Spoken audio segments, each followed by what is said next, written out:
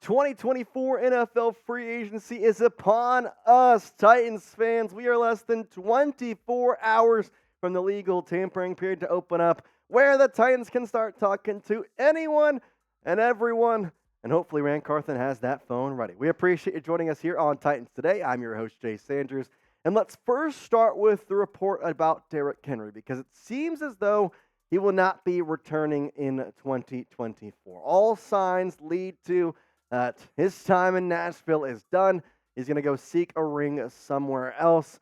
And with that, it's obviously sad, but it means that the $75 million that you're projected to have in cap space, you can spend on anyone of your choosing. Now, the free agency class this year is filled with a lot of good candidates that could help the Titans out. It's just about how Rand Carthen and Brian Callahan choose to spin it. Now, I know you're looking at this number and saying, Jace, didn't Rand Carthen say it was like $90 million? It could be. Honestly, we never really know the official number. This is what we got from over the cap, so it's the best, I guess, estimate is what we have to the Titans cap space, but it could potentially be more or less. We don't really know, but I do know one thing. It's a lot of money either way you slice it, and so Carthen, get ready, because I want to know a free agent that he's going to sign, and I want one that you're going to sign, because that's our first question in today's video. Is there someone that you're looking at in this free agency class and saying, I need this player in Nashville like I need to breathe? So get in the comment section and let me know who's someone you want to see in the Titans navy blue and baby blue by tomorrow. The first guy I would like to see is Tyron Smith, the offensive tackle, because good gosh, the offensive line for the Titans sucked. They need to help it out right here. Tyron Smith would be a perfect addition. His PFF grade this past year of 83.8 was great. Only allowed 1 sack. His hurries only 16 and 3 penalties. This is a perfect start to try and getting this offensive line into a respectable position, because it's not there just yet, allowing the 4th most sacks in the league last year at 64. And you need to overhaul this offensive line. I know you can draft Joe Alton right now. That's probably the plan.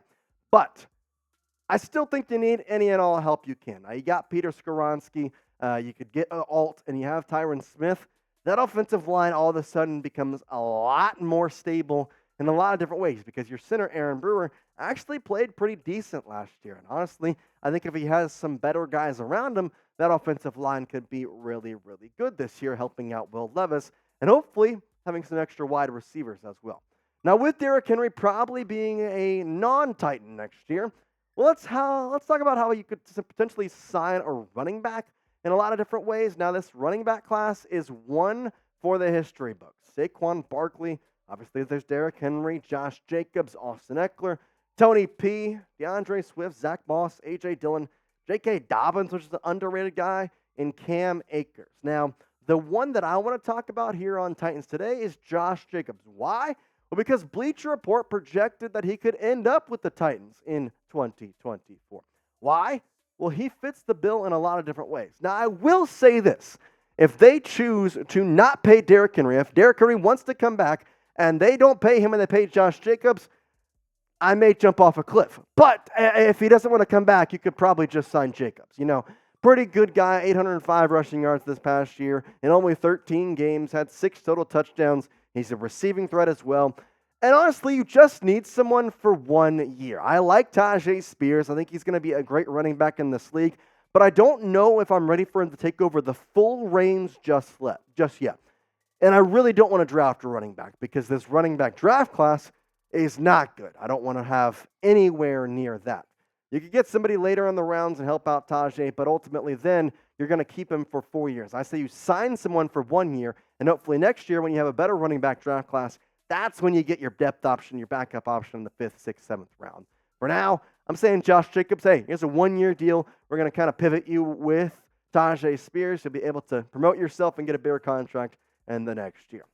Would you like the Titans to sign a running back in free agency, or you think I'm being stupid and we should just hook it with Tyjae Spears and find some random running back in the 6th or 7th round, like potentially Dylan Johnson from Washington? If you're signing a running back though in free agency, then type S for sign. If you're passing on everybody and you're not worried about that, then type P for pass. Maybe I'm off base. S for sign, P for pass. Let's continue on here with our third perfect free agency plan. And that is to sign linebacker Patrick Queen. Now, He was a part of our top 10 free agents that I could see the Titans targeting. And I still feel as though he would be a huge addition. And I think at this point in Patrick Queen's career, he'd be willing to come and play for the Titans for a good amount of money. I think that the problem is you need to pay him that. And obviously, you could lose Azeez Al-Shaair. And that's why this signing could potentially make sense. Now, I've heard rumors of Azeez going back to his team in the Bay with the 49ers. I don't know how I would feel about that. I want Azeez back in a lot of ways. And in some facets, if you re-sign Azeez, I still think you get Patrick Queen.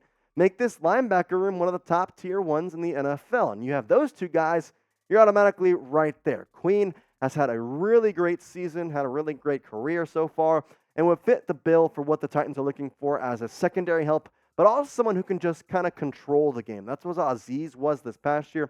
Patrick Queen would be a little bit better at that and help out a squad that was struggling on defense in a lot of ways early on in the season. The fourth part of this perfect free agency plan is to get a wide receiver. I'm going with Darnell Mooney and the one that I would like to sign, because I want to draft a wide receiver. I want the Titans to, in that second round, get a Troy Franklin. I mean, if Xavier Worthy falls, Adonai Mitchell falls, you'll get them. Keon Coleman, potentially, he could fall.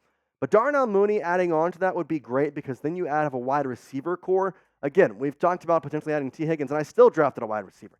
Your wide receiver could be DeAndre Hopkins, drafted wide receiver of Troy Franklin or somebody. You have Darnell Mooney, and you have Treylon Burks, who is still a guy who has potential in a lot of ways. He's just been dealt with injuries and a lot of things. Now, Darnell Mooney is not the only wide receiver that's available in this free agency class. There's a lot of guys that I could potentially see the Titans going after. But Mooney has a lot of upside, over 1,000 yards back in 2021, but less than 500 of the past years, which means that, guess what? He is going to be cheap. So, get it done. Now, I talked about the other receivers available. There's some good guys on there, too. Calvin Ridley, Marquise Brown, Gabe Davis, Kendrick Bourne, Tyler Boyd, Curtis Samuel, and Noah Brown all could be great options to fill the wide receiver depth chart up as well. But you need another wide receiver somewhere.